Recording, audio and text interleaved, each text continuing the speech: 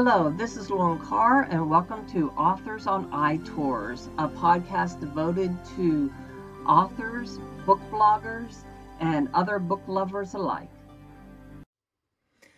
Hello, I'm Lauren Carr, and welcome back to Authors on iTours. Today, we are interviewing the multi-award-winning author S.R. Fabrico. S.R. Fabrico's debut novel, The Secrets We Conceal, was published in March 2022. She has also written a series of sports journals for athletes, including the Amazon best-selling My Dance Journal. A 25-plus year professional in the business of marketing and sports world has taken her to numerous places throughout the course of her life and provided countless life experiences. S.R. Fabrico is a world champion dance coach, Coach of the Year recipient, and speaker in various conferences across the United States. S.R. Fabrico works and writes from her home in Knoxville, Tennessee, where she lives with her husband and 2 children. She appreciates the beauty of the mountains, but her favorite place to visit is the beach. S.R. Fabrico is a lifelong math nerd and enjoys good puns. When she isn't writing, she likes to read books, wife hard, and mom hard. So welcome to Authors on iTours today, and today we are talking to S.R. Fabrico, the author of the upcoming new release, Call Her Janie. And S.R., why don't you tell us about your upcoming new release, which is a romantic thriller, and what inspired you to write Call Her Janie? Yeah, so thank you so much for having me on today. I'm super excited to be here. I was actually writing a completely different novel. I was about 13 chapters in and just kind of decided to scrap it. I was visiting some family who actually lived in Southport, North Carolina at the time, and just fell in love with the town and took my computer and sat at a picnic table and couldn't get the ideas and the chapter outline out fast enough. And that's just kind of how Call Her Janie came to be. So yeah, it was super exciting and fun. I've had a blast writing it, and just kind of being present in the town is what brought it all about. Well, so how long did it take you to write it? Because you scrapped 13 chapters from your previous book. Is that book going to be coming at some point? Maybe. I don't know. It's just sitting aside for now. So okay. Maybe so how someday. long did it take you to write Call Her Janie? 3 months. 3 months. Yeah. It took me 3 months to write it. Now editing and, refining and retuning several more months, but 3 months to get out the first draft.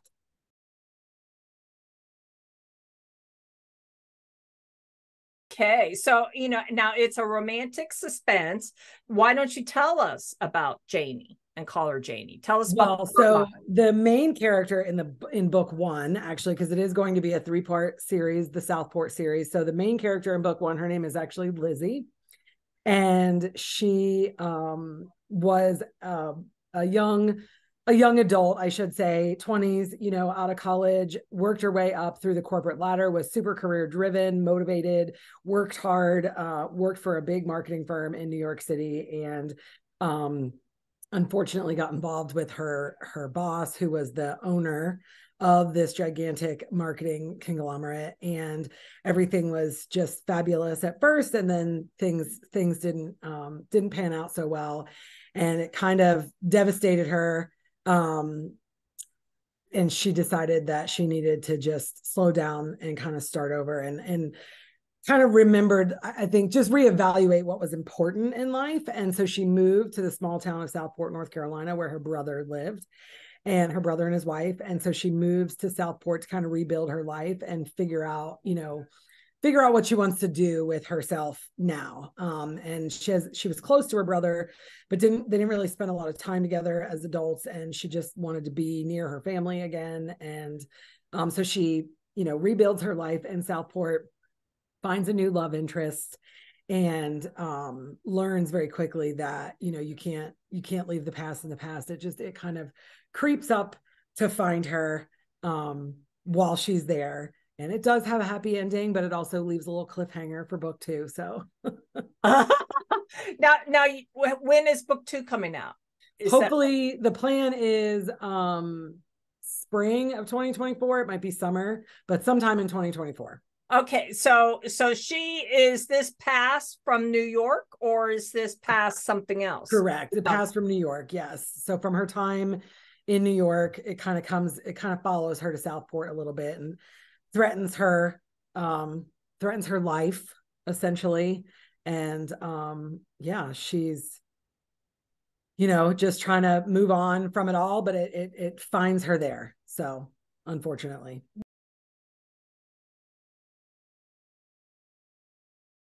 Now, and this is a romantic thriller, is what this is. What write romantic thrillers? What draws you to romantic thrillers? Well, I think the romance aspect I feel like is just kind of due to my own life. I've been married for we'll be celebrating 23 years actually. Wow. Okay. Yeah. And we were together 3 years before that, so 26 years total I've been with my husband. And I think we've definitely been through the roller coaster that all married couples go through, but I think ultimately we have a pretty awesome relationship. And I think that that makes me want to write the romance aspect. And then from the thriller, I just enjoy suspenseful books and suspenseful movies, and being on the edge of my seat, and I like the psychology behind it. And so I feel like that's why I'm drawn to writing suspense/thriller type of novels.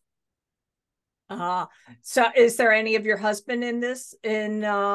I would say no. So not in this one. In my first book, actually, yes, but not in this one. I would say though that, you draw from, I would imagine that every author draws some from, personal experience, personal feelings, that kind of thing. But all the characters are totally made up and not. Why don't we talk a little bit more about Call Her Janie?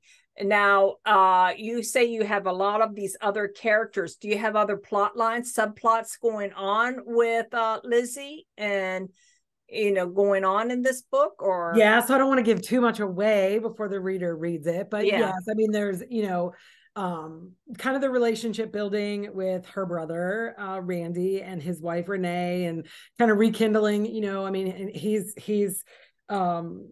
super gracious and kind of welcomes his sister into his home and kind of helps her through this hard time. Randy and Renee are really sweet, kind of have an old-fashioned marriage. And I think that comes across really well in the book, and people so far seem to really, enjoy that. So there's that kind of storyline going on. Yeah. Lizzie is looking for a job, of course, when she comes to Southport, and she starts working at a local bookstore that just recently opened.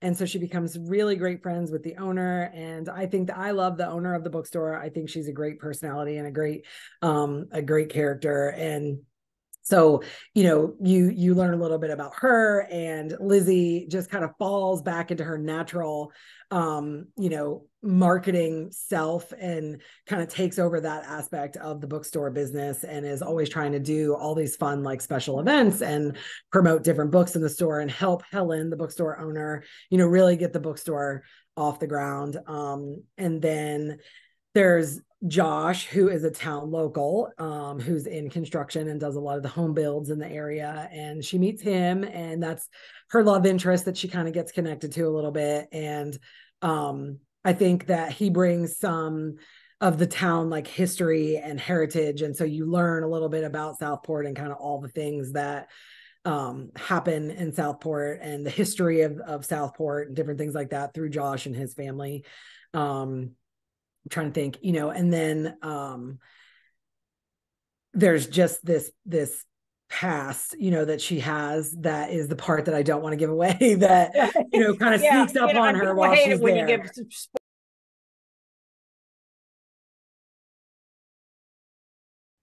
Now, why did you break this into 3 books? Why did you why is it a trilogy? Why is it not one big book? Ironically, I didn't start out on the plan of a trilogy. It was supposed to be a standalone book. And then as I got writing, as I got about halfway through, I just had more and more ideas of kind of where I wanted to take all these characters. And I thought, man, this really needs to be, you know, kind of 3 separate books. So I've already started book 2. I'm about 6 chapters into that one. And I have a lot of, you know, my plot, my outline and everything is done for book 2. And then I have a ton of ideas for book 3. But ironically, you know, they're just ideas I've written down, because it's crazy how when I start writing, sometimes things just, they turn a different direction than what I planned. And then, you know, so if that happens as I'm writing book 2, then my ideas for book 3 may not work anymore. I have a plan as to where it's all going to go. Yeah. And that's a sign of a fully developed character, is they start taking you in another direction. Now, but this is a complete book. Yes, like it has its own ending. Because you say it has a little bit of a cliffhanger, because some readers don't like cliffhangers. Yeah, it definitely, I would say it ties up the story that you're reading, you know, and gives the story, the current story in Call Her Janie. It has an ending in book 1, but it lets you know that like there's more coming, you know, so that you want to read book 2. Okay, so in other words, you have a story arc, and then you have a series arc. Correct? Okay, so just to clarify, so that people know, whenever they get, you know, Call Her Janie, there's a complete book there. Correct. Yeah, there is a it doesn't just end and it's like, oh my God, I gotta have the next book to like, yeah, there's an ending. The story wraps up. Right. Now, but you call this the Southport series. Mm-hmm. That's what whenever you go to the other, you know, like the second book and the third one, are you still centered around Lizzie, or is she the anchor, or do you, because you know, I'm trying to give readers yes, so what the series is going to be like, because I've seen some series when when it's a location, they go to other characters who have emerged in the one book to explore. So there will be other characters that kind of emerge and are developed more and have stronger kind of storylines than they did in the first book. Lizzie and will definitely be a central focus, you know, for sure. And so it's, you know, it will kind of develop over time with additional characters and additional storylines, but she will be, you know, a focus of all 3 books. Okay, so she's going to be the central one. We got the romance going on between her and Josh, and now what we talked about the romance aspect, and I know we don't want to give away any spoilers on the suspense part. But you know, what can you tell us, what you can tell us about the suspense part, that her past comes back to bite her in the butt, basically, in this so she basically, someone's essentially kind of stalking her in Southport. So she broke up, you know, she had this relationship. Her boss was, you know, a wealthy man, and at first everything was, you know, blissful and fabulous, and essentially she ends up pregnant. And he is not really happy about that at all. And it turns out that you know, he was newly divorced, and I'll just say that in quotation. Okay. And so she ends up losing the baby and is devastated, and that's why she moves to Southport. And like I said, you know, there's somebody from New York is kind of coming there to just scare her, and essentially, you know, wants her gone. They're very frustrated with some things that happened in New York, and, you know, but she loved Gray is her boss. Gray Stone is her boss in New York City, and she loved him, you know, so she's got this heartbreak that she's trying to get over, the loss of her daughter, you know, and she's just basically like, I thought that this is what I wanted in my life. And I feel like I understand that, you know, life is about connections and family and friends, and I need support. I need emotional support. So she goes and, you know, finds her family in Southport. And ultimately, you know, it's a push and pull kind of between Gray and Josh. You know, you have Gray that is this, you know, he's a bad guy, really. I think most of the readers hate him. And then you have Josh, who's this awesome guy in Southport. And Lizzie doesn't really want to open up her heart because she's just been through a lot and she's hurt, and, you know, she's not ready to to do that yet. And Gray kind of resurfaces at some point throughout the book, and then in the series too, you know, it'll be like a push and pull kind of between the three of them, if you will. You now in the Portsmouth series, how much is that? Do you use real places there, obviously, or yeah? So Southport, that wasn't inspired you. That town inspired you. Correct. So Southport is a real town in North Carolina, and there are some of the like places that she visits are made up, make believe, and some of the places that she visits are real places. Like, for example, Bernie's Bakery is a place that actually does exist in Southport, and it's got the most amazing croissants you'll ever eat in your entire life, and they're dessert croissants. So they're sweet, and I mean, they're so delicious. And so Lizzie loves Bernie's croissants, and so that is a real place that does exist in Southport, and it is in the book. But then there are other places that are fictional. The bookstore is fictional. Okay. And how did you come about these characters, creating these? And did you actually do that while you were visiting there, or was it while you were thinking later on about them? So I did that while I was there. So I typically, it depends if I feel like in Call Her Janie, I started with the characters first, and then I did my outline with the second book that's going to be called Keeping Janie. I kind of had some of the characters already started, obviously, because of book one. So I started with the outline, and then I plugged in like, okay, these are going to be some new characters I need to develop. So I actually sat and,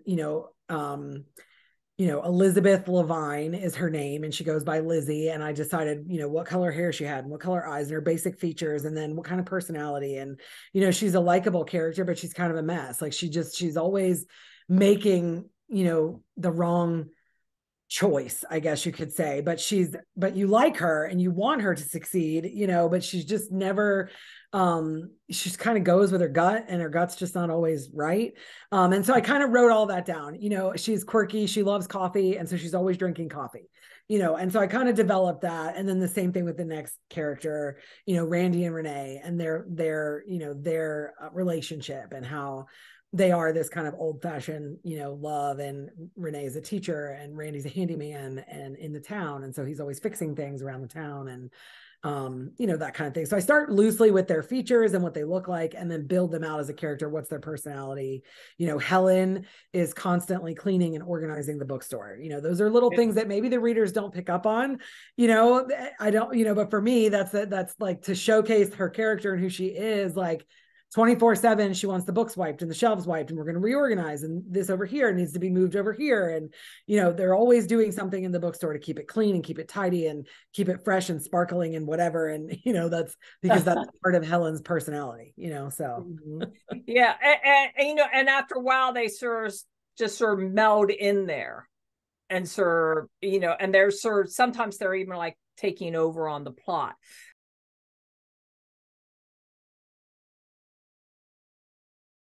Like a push and pull kind of between the three of them, if you will. Mm-hmm. Now, how is this? Because now Call Her Janie is your second book, right? Correct. Second. Yeah. First in this series, but my second book second novel. Mm-hmm. Your second novel. The Secrets We Conceal. I reads, we toured your first book, which is The Secrets which won a whole bunch of book awards. Now but is this kind of a departure from The Secrets We Conceal? What genre was that? It was Secrets We Conceal. Well, ironically, several of my editors recommended that I publish that book as a psychological thriller. Yeah. And I had a lot of readers, ask me, like, are you in psychology? Like, do you have a psychology degree? Like, it was very psychological. I had a hard time saying that book was a psychological thriller, because I feel like there's nothing thrilling about the topic, really. So I didn't, I published it more as like a coming of age, / women's fiction. And that's why I thought it was a totally different genre from from but Call Her it is, Janiie. but it isn't, you know. I mean, ultimately at the end of the day, like, I do feel like it has that psychological aspect. There was romance in that book, you know. Eventually had to get through the rough parts in the beginning, but you know, Laura in The Secrets We Conceal eventually finds, you know, her one true love, and there's a lot of romance in that book as well. And so I didn't want to, you know, with that book, you know, there was a story that I wanted to share, and that's kind of what that book was. I didn't want to live in that topic and that, you know, forever. And so sliding over to this, I feel like a lot of readers that enjoyed that book will still enjoy this book. But romantic suspense / psychological thriller, you know, is kind of where I would like to be moving forward with all of my books. Okay. So, you know, and well, now tell, you know, because we just talked a little bit about The Secrets We Conceal. Can you tell, for people who are new to you, what was the storyline for The Secrets We Conceal, and what inspired you to write that book? So the story behind that book, actually, I wanted to tell my husband The Secrets We Conceal is a fiction based on a true story. And I wanted to share with my husband kind of the impact that he had on my life, and, you know, helping me heal from some of the events of my personal past. And so I wrote it down, you know, didn't even know, I didn't know anything about writing, publishing. I didn't even know how to format a book, nothing, you know. I just wrote words down, 80 something thousand of them to be exact. And I printed them off and put it in a binder, wrapped it in a box, and gave it to him for Christmas. And just said, hey, I wrote a book. It's really important to me that you know, kind of know this. And it was easiest for me to just write it down because it's a tough topic to talk about. And, you know, he was aware of kind of some of the things, you know. The book is obviously about, you know, child sexual abuse. And he was aware. We obviously had talked a lot about that, but it's not something that you just sit down and talk about, you know, and it's hard to talk about. So I wanted to tell him, you know, just the impact that he had, you know, on me over the years. And so I wrote that story. And then it was a couple of years later that I thought, you know, I put all this work into this, you know, maybe I'll publish it. So I rewrote it completely. So the version that he got on Christmas Day is drastically different than the version that is published. But I rewrote it and trimmed it down. So I think the published version is like 60,000 some words. So you can already tell there's, you know, several chapters cut out. There were chapters added in, you know, all kinds of different things. And I just kind of got the bug for it after, you know, publishing that book. I was like, wow, this is really fun and awesome. You know, the irony with me, I was a math major. I have a math degree and hated writing. I didn't even enjoy reading until my 20s. And, you know, but I love it now. I enjoy writing. I enjoy getting into the happy little land of my characters. They're like real people to me in my head.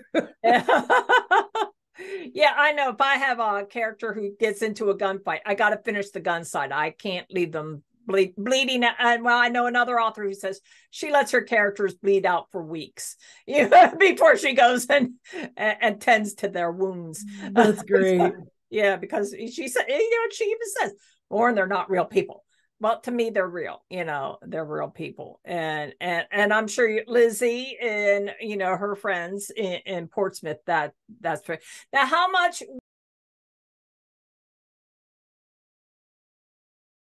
You have, you know, like you said, you have your degree in mathematics, and you didn't read.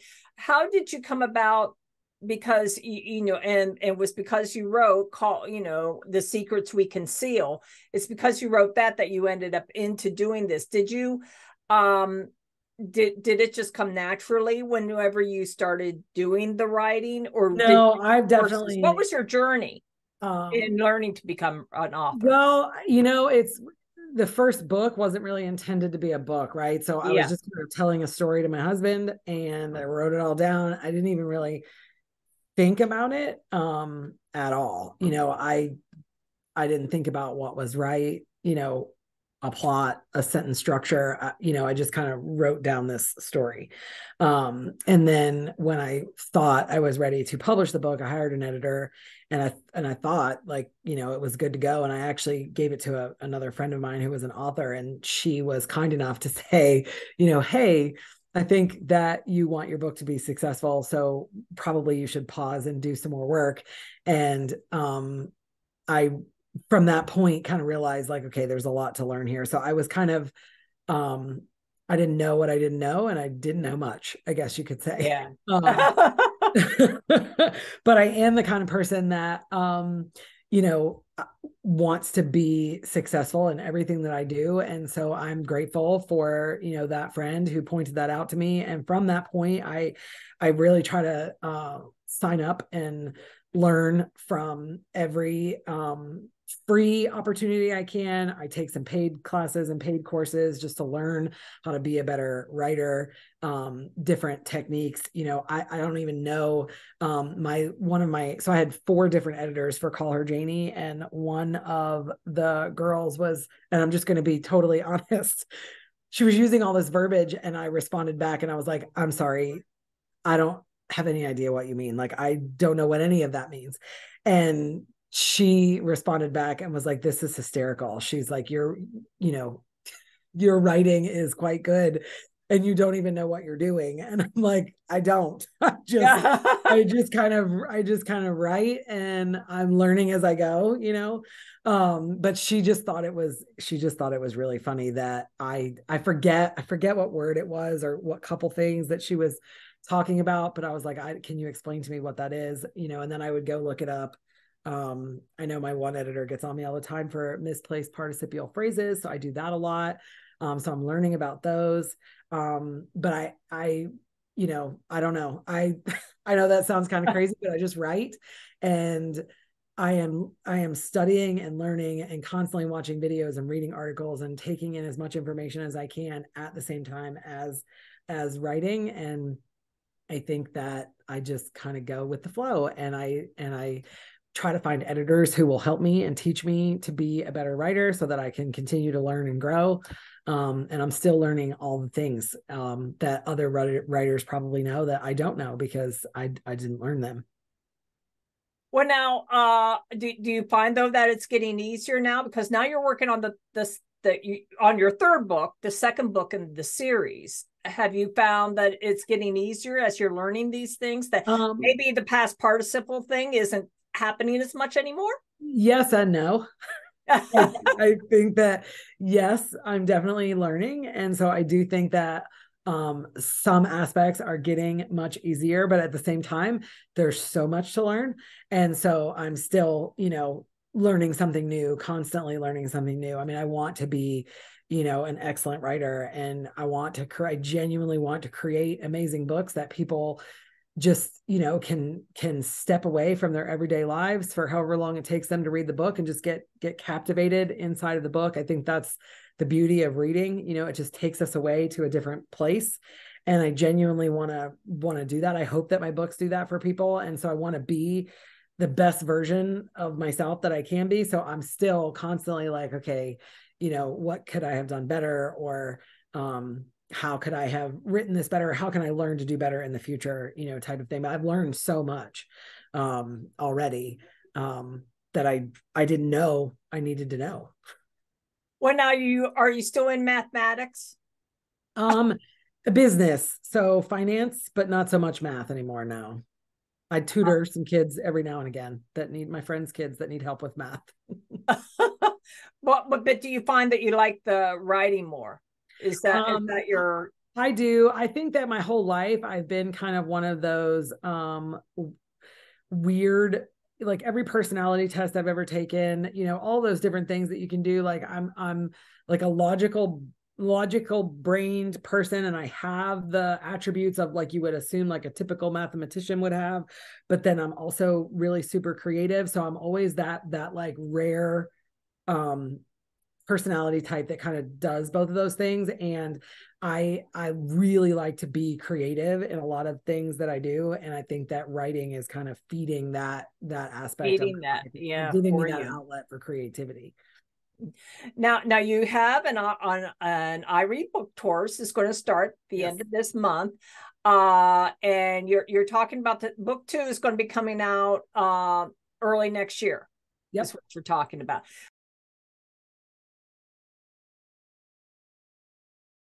What's next for you? When can you tell readers when is Call Her Janie? Has it been released yet? You just did the cover reveal a couple weeks ago. Yep. So it'll be out June 27th of 2023. So this summer, June 27th, I will be in Southport actually, July 2nd, 3rd, and 4th, doing book signings and celebrating the launch of the book. And then I am trying to continue writing book 2, but I'm finding that a little difficult right now as the release date for the first book draws closer. I'm like, busier and busier trying to focus on my marketing and get the word out and that kind of thing. So hopefully 2024 will release, Keeping Janie, which is the second book in the series. And then depending on what time of year, like I said, my goal is spring, it might be summer. And then book 3 would be, either the end of 2024 or 2025. And then I'm not really sure what I want to do after that. I'm kind of immersed in the land of these characters and these books right now. But maybe they might take you on a book 4. Right. Who knows? And, but I'm definitely gonna, that won't be the end of SR Fabrico's writing career. There will be more books to come for sure. Okay. Well, what if anybody who wants to pre-order the book, what should they do? How they can, where can they get it? And so we'll have links below. Yep. So you can pre-order the ebook right now on Amazon. And the book will be available on I shouldn't say all versions. I will do an audiobook eventually. I do not have an audiobook at the moment, but it will be available in audio. Actually, The Secrets just came out in audio a couple weeks ago, so that's available now. The Secrets We Conceal is available now in audio. But anyway, basically anywhere online that books are sold, Call Her Janie will be available on its pub day. For right now, you could order the ebook, or you can go to my website, www.srfabrico.com, and you can pre-order a signed copy of that from my website. Oh, great. Okay. Well, thank you for joining us today, Stacy. Thank you so much for having me. Okay. All right. And I encourage everyone to visit you on tour, visit your website. I'll have all the links below. Awesome. Okay. And that concludes this episode of Authors on iTours. If you enjoyed this episode, then do give us a like and a thumbs up, and be sure to subscribe so that you can receive notifications for upcoming episodes of Authors on iTours. In the meantime, happy reading!